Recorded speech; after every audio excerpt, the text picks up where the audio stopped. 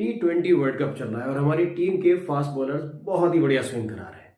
लेकिन इस स्विंग के पीछे का राज क्या है? आपने देखा होगा कि पूरी की पूरी टीम बॉल की एक ही साइड को शाइन करने में लगी रहती है और दूसरी साइड को ऐसे ही छोड़ देते हैं जिससे वो रफ हो जाती है।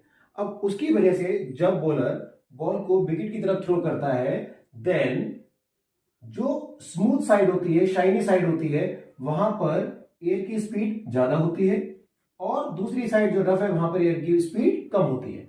अब जहां पर स्पीड फास्ट है वहां पर according to the Bernoulli's theorem, आप लोगों ने 11th में पढ़ा होगा फिजिक्स में, तो वहां पर स्पीड ज्यादा होने की वजह से प्रेशर लो एंड जिधर स्पीड कम होती है उधर की तरफ हाई प्रेशर हो जाता है। Then the ball moves from high pressure to low pressure, तो इसीलिए हल्का सा उसके पाथ में डेविएशन आ जाता है। This is called Magnus effect.